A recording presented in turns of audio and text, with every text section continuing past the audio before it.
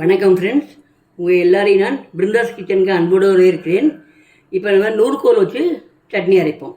அதுக்கு முன்னாடி நீங்கள் இதான் ஃபஸ்ட் டைம் பார்க்குறீங்கன்னாக்க என் சேனலை சப்ஸ்கிரைப் பண்ணி வச்சுங்க, அதோட பெல் ஐக்கனையும் கிளிக் பண்ணி வச்சுங்க.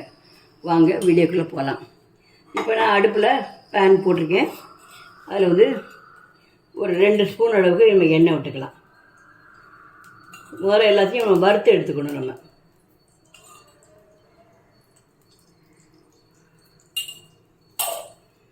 முதல்ல வந்து ஒரு 6 மிளகாத்தூள் எடுத்துட்டுருக்கேன். நீங்கள் காரத்தை வந்த மாதிரி நீங்கள் எடுத்துங்க.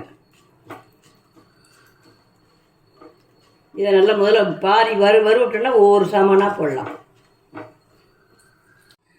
இப்போ ஒரு டேபிள் ஸ்பூன் உளுத்தம்பருப்பு போடுறேன். நான் வந்து முழு உளுந்து, கருப்பு உளுந்து போடுறேன். நீங்கள் வந்து பாதி உடைச்ச உளுந்தோ இல்லைனாக்கா வெள்ளை உளுந்தோ போட்டுக்கலாம். அப்புறம் ஒரு டேபிள் ஸ்பூன் கடலைப்பருப்பு,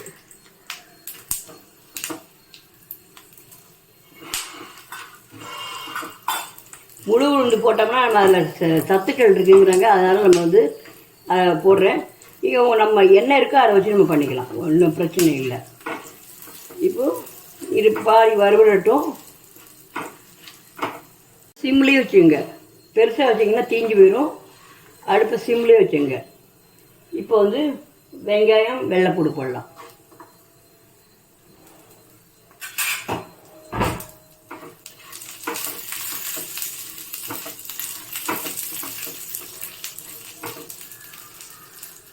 அடுத்து தக்காளி,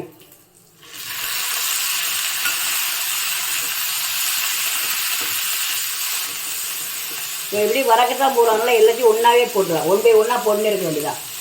அடுத்து தேங்காய் தேய்,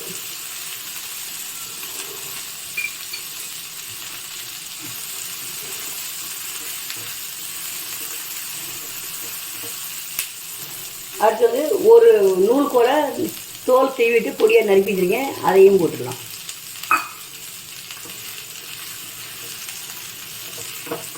கொஞ்சம் சாமான்கள்லாம் நிறைய இருக்கும், கொஞ்சம் ஸ்டெப்பெல்லாம் நிறைய இருக்கிற மாதிரி இருக்கும். நம்ம வதக்கிட்டோம்னாக்கா அரைக்க வேண்டியது, அவ்வளோதான், வேறு வேலை கிடையாது. அப்புறம் புதினா, கொத்தமல்லி, கருவேப்பிலை எல்லாத்தையும் போட்டு நல்லா வதக்க வேண்டியதான். இப்போ சிம்மில் வச்சுட்டு மூடி வச்சிடலாம், எல்லாம் வதங்கட்டும். இப்போ இதில் தேவையான உப்பு போட்டுடலாம். அடுத்து பெருங்காயத்தூள்,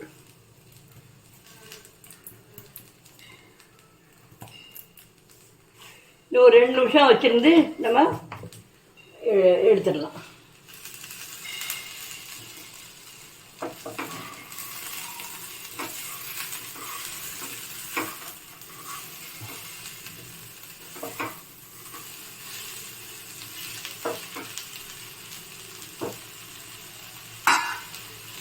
சிம்லேயே இருக்கட்டும்.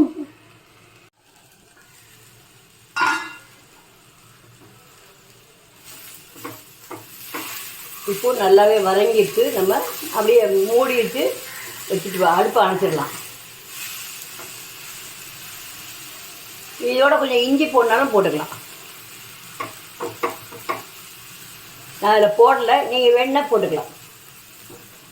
இப்போ அடுப்பை அணைச்சாச்சு, மூடிக்கலாம். ஆறினோடனே எடுத்து அரைக்கலாம். இப்போ நல்லா ஆறிட்டு இப்போ மிக்சியில் போட்டு அரைச்சிக்கிட்டு. இப்போ சுவையான ஆரோக்கியமான நூல்கோல் சட்னி ரெடி. கடுகு உளுத்து பருப்பு, கருவேப்பிலை தாளித்து கொட்டிட வேண்டியதான், அவ்வளோதான். இப்போ இது வந்து இட்லி, தோசை எல்லாத்துக்குமே தொட்டுக்கலாம். இன்னொன்று சூடான சாத்தில் போட்டு பிசைஞ்சும் சாப்பிட்லாம். நீங்கள் செஞ்சு பார்த்துட்டு உங்கள் ஒப்பீனியனை கமெண்டில் போடுங்க.